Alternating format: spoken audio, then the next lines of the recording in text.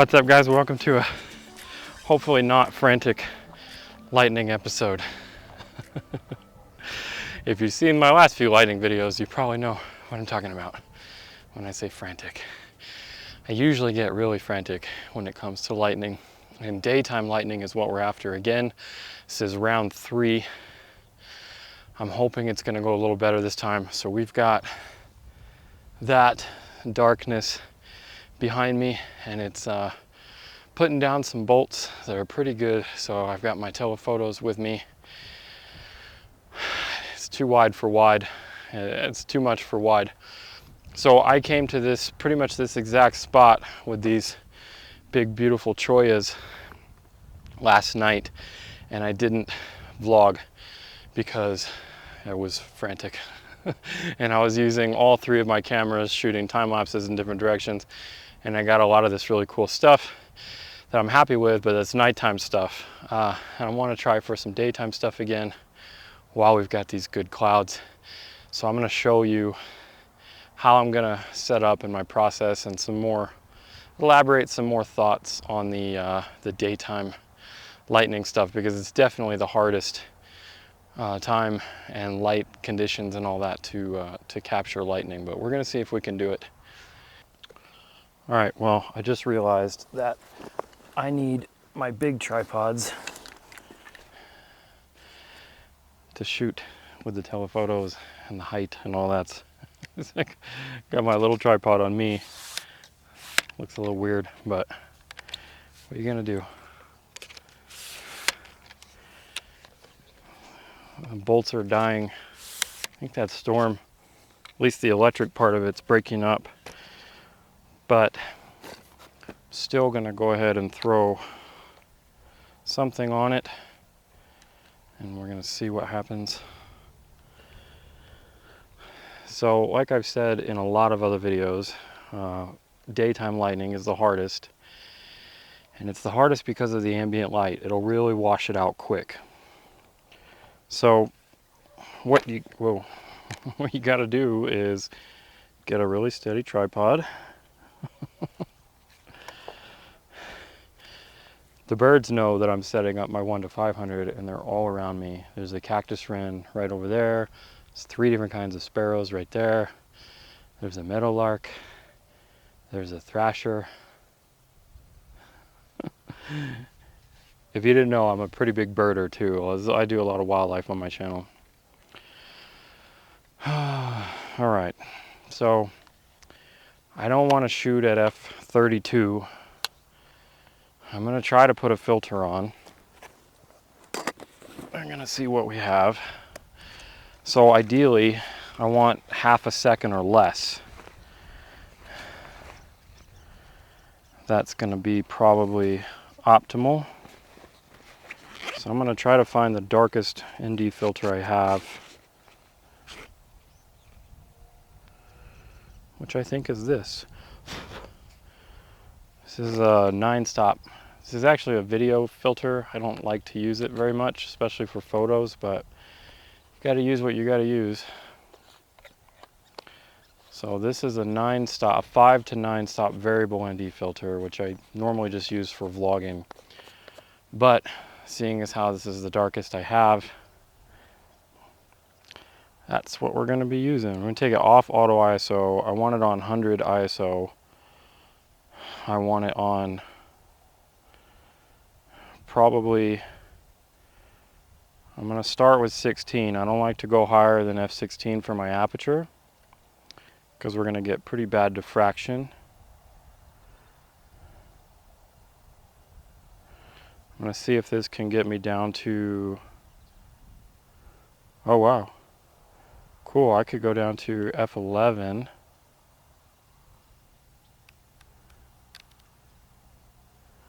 Wow, that's super dark. Okay, cool. Well, in that case, I'm just going to open it wide up to 5.6 then. I know a lot of landscape photographers don't like to shoot at 5.6 or to shoot wide open. This lens can only go to 5.6 wide open.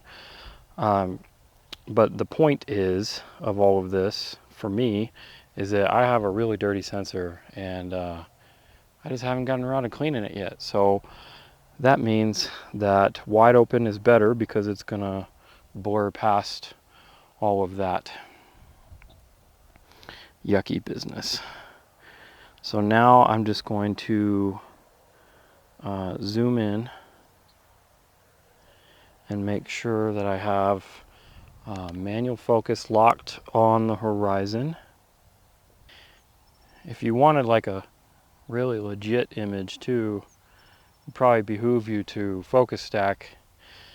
I'm not sure if I'm going to do that, especially if you're like me and you're shooting wide open. So grab one shot of the foreground, and then any other shot of the lighting you may get, you can blend in post. I'm actually able to crank my ND down to the 5-stop. Yeah, we got 1/3 of a second going on right there. Now I'm just zoomed in, make sure I'm in focus and I'm locked off. Now I'm going to set my intervalometer for 1 second. That's the minimum you can do, and that's really what you want. So I feel a lot less frantic right now. It's nice. I got those nice shots last night. Maybe that's why. So this is at 100 millimeters. I'm thinking about pulling this guy out and setting it up slightly different composition, and maybe going for either slightly wider or slightly tighter. I don't know. It's my 70-200. I would really like to get lightning over that mountain over there, which is a local landmark called the Kneeling Nun. It's very famous. I've shot it to death. If you've seen my channel, you've probably seen a million pictures of it. I don't know if I'm going to get anything today. There was really good bolts when I was getting out of the car, and when I was driving over here, of course, and when I was sitting around thinking about staring at the radar. Should I go out today? Don't hesitate, just go. Because there was some beautiful big bolts right there, and now it looks like it's kind of breaking up. Maybe we'll get lucky and we'll get 1 or 2 in there. That's the other hard part is, like, you can use a lightning trigger. You may or may not have good success with them. I don't have one, but you'll hear my shutter going off. It's going off every second, and it's going off 1/3 of a second, so it's lower than a second. So it doesn't leave a lot of time to catch a lightning strike, and that makes it harder. It's easier if you can leave your shutters open longer, you know, to capture the lightning. But like I said, during the daytime, you just can't do that because it's going to get washed out.